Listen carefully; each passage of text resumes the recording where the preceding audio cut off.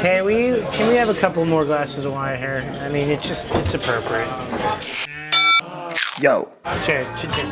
My name is Jeremy Spector, and I'm the chef of Brindle Room. This is not a replicable concept. This is a neighborhood joint, a one and only spot. I make my dishes from a lot of different perspectives. It can come from anything. It can come from walking around the farmer's market. It can come from trial and error. It can come from a suggestion from anybody. The baked oysters is actually a classic French dish, and it's one of the first dishes I cooked in culinary school. And it's like an ode to my school that I went to, and an ode to like the beginnings of my culinary career, and it's like still one of my favorite dishes.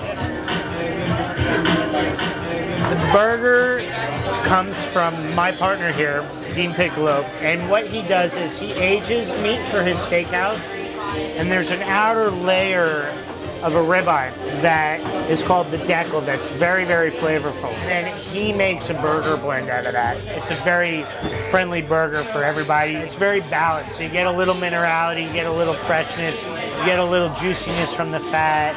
It's cooked on a very high heat in a cast iron skillet. So you get a crispier outside where the hard sear comes from.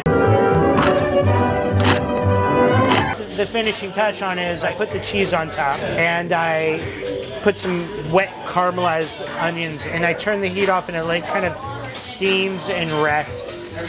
This kind of like generic white bread, what happens is it's got a lot of sugar in it, so it gets a really beautiful kind of crust on the bottom and top when I toast it. And it also sticks to the cheese and sticks to the meat and just kind of flattens out into almost nothing. And so what you're getting is meat, and it's all about the meat. The bun just, it maybe adds a little bit of sweetness. Stuff in your hands from getting greasy. It keeps your hands from getting too greasy, and that's really it. That's really all it is. I'm not a health nut per se. I have a thing for kale. They should pay me to serve kale here because I got kale on like 9 dishes in my restaurant. The raisins sit in white wine, so it adds a little bit of sweetness. It has the saltiness of the pecorino cheese, a little nuttiness from the almonds. It's a superfood. It's fucking awesome. Yeah.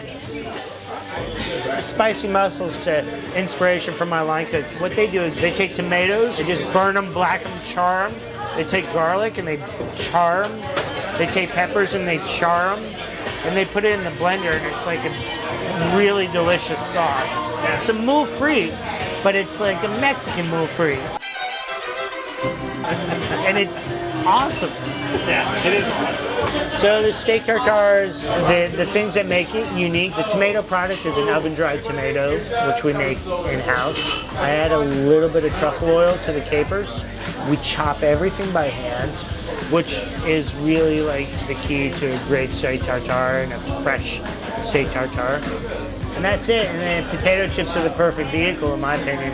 We use Idaho potatoes. Idaho potatoes are, they just kind of got it down. Yes. Well, I do potato donuts here.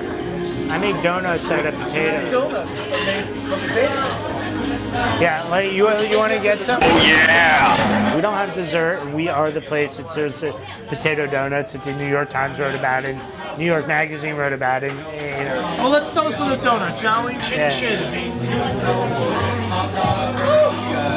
Okay. You know, if you never had like a hot donut, Krispy Kreme can suck a and the plate. Tell me about this. Whose grandmother did you steal it from? Oh yeah. This plate is fine, China. Really nice. Listen to the ring. I'm not trying to blow anybody away with like ridiculous ingredients. I'm not going for stars. I'm not going for anything. I'm only going for to make my neighborhood happy. Are you ready for me? Are you ready for me? Are you ready for me? You better do whatever. Did anyone ever tell you you have perfect hair? Yes, you have perfect hair. Well, thank you very much, sir. Should we go to the chest or? That's in the second interview. Don't worry about that.